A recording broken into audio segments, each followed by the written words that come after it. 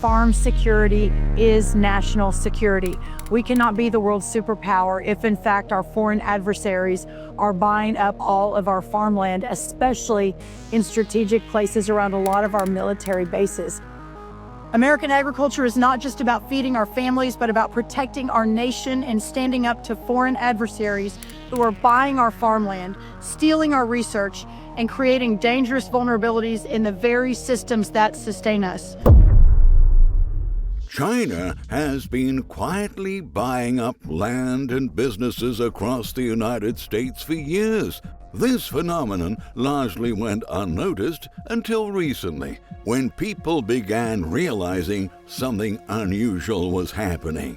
Chinese investors frequently pay far more than market value for strategically important properties. But why? Let's examine a specific case that illustrates this troubling pattern. Chinese invasion in New Hampshire? A Chinese beverage company is paid 4 times the assessed value for an industrial site with access to the region's drinking water. A Chinese company has also purchased an abandoned college in the area. Locals are puzzled and concerned by the shadowy transactions. The transaction involves major Chinese business interests. China's largest beverage company, Nongfu Spring, has bought a site in Nashua, New Hampshire, next to the Pennychuck water system. The firm, owned by China's richest man, Shang Shansan, will have access to the local water for its plant, News Nation reported last month. This has caused alarm among locals and politicians who say most people in Nashua are unaware of the sale.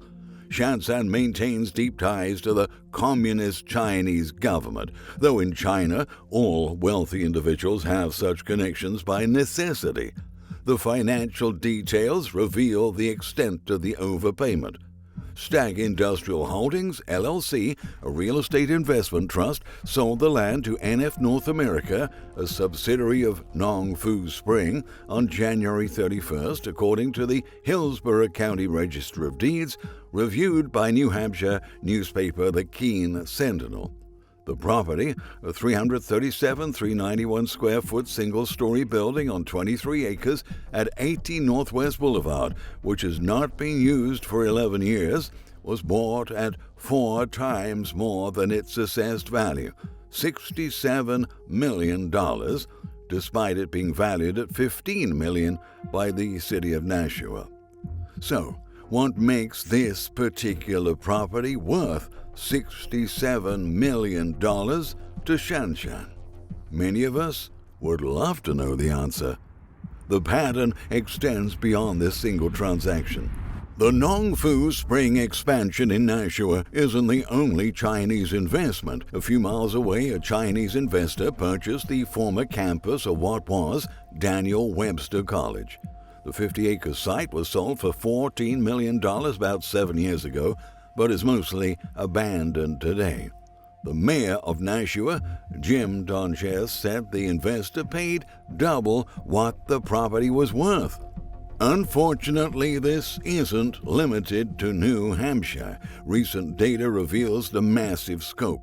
The report highlights that Chinese buyers represented the largest portion of foreign investors in terms of total spending and transaction volume, purchasing $13.7 billion worth of existing homes. That's an 83% increase from the prior year. That is a significant uptick from the $7.5 billion worth of purchases in the prior year, according to NAR. These buyers also have the highest average purchase price at $1.2 million, with the majority of purchases being concentrated in states with hefty price tags. For instance, about 36% of Chinese buyers purchased a property in California, while 9% purchased property in New York, according to the report. Now, we're constantly told about a national housing shortage, yet we're allowing this massive foreign acquisition to continue. How did we let this happen? Agricultural land represents another critical area of concern. China's biggest footprint is in Texas, where Chinese billionaire Sun Guangxin once owned over 100,000 acres near Laughlin Air Force Base. After federal pressure, some of that land was divested, but Texas still leads the pack. Corporate acquisitions tell a similar story. When China's WH Group bought Smithfield Foods in 2013, it picked up tens of thousands of acres across Virginia. Most of it is still under Chinese control today, more than 85,000 acres tied to pork production and supply chains. The scale becomes even more dramatic in the Pacific Northwest. In 2015, Chinese billionaire Chen Qianqiao quietly bought around 200,000 acres of Oregon timberland. No food production, no wind farms, just a massive private forest, and not a lot of oversight. The pattern continues across numerous states and industries. Recently, policy developments offer some hope for addressing this issue. The Trump administration is finally tackling one of the most underreported national security threats in America today: foreign bad actors buying up United States land. On Tuesday, USDA Secretary Brooke Rollins, Defense Secretary Pete Hegseth, Pam Bondi, and Governor Kristi Noem announced the National Farm Security Action Plan. This is a move to block nations like China, Russia, and Iran from snatching up farmland near critical and very sensitive infrastructure. Sure, this is a strong start, but we're sad to say it's not nearly enough, because what we're facing isn't just about some random maize and cow pastures. It's about homes, residential rentals, and land next to nuclear research labs. It's also about coordinated foreign networks quietly embedding themselves into American soil, while our own agencies are watching and monitoring through the completely wrong lens. I agree, this response falls short of what's needed. There's no compelling reason why Chinese entities should be permitted to purchase United States land or businesses at all.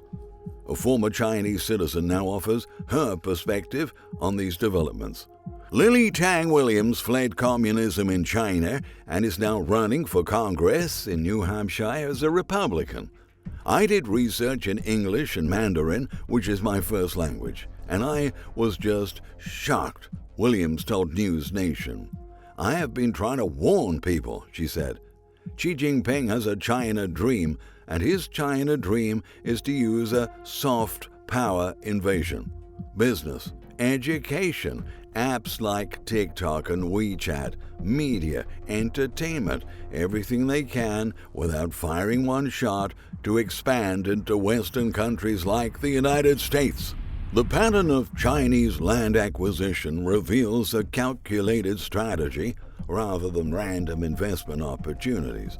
By targeting properties near critical infrastructure, water systems, military bases, research facilities, these purchases potentially create security vulnerabilities that could be exploited during times of conflict or tension. Consider the strategic value.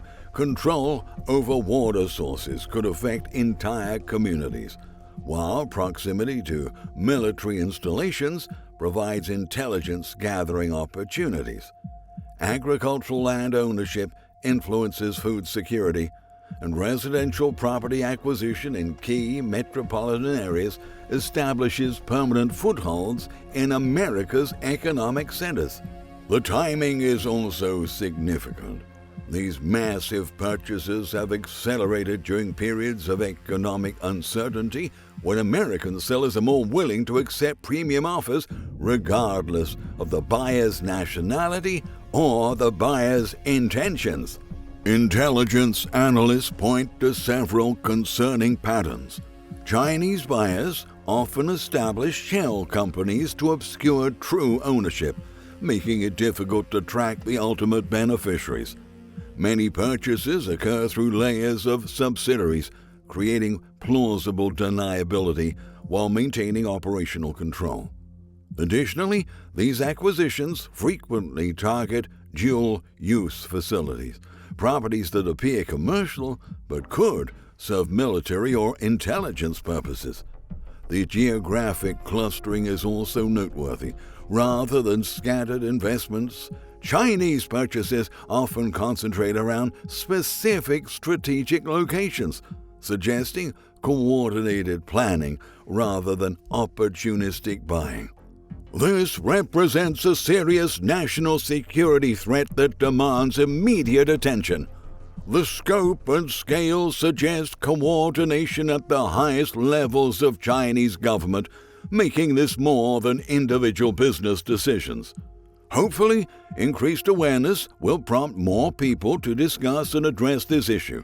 We need comprehensive legislation that restricts foreign adversary land ownership, not just piecemeal measures targeting specific sectors. If we continue on our current path, allowing unrestricted Chinese acquisition of American assets, we're heading toward a dangerous future where foreign adversaries control critical infrastructure and resources on American soil. Our leaders must act decisively before it's too late.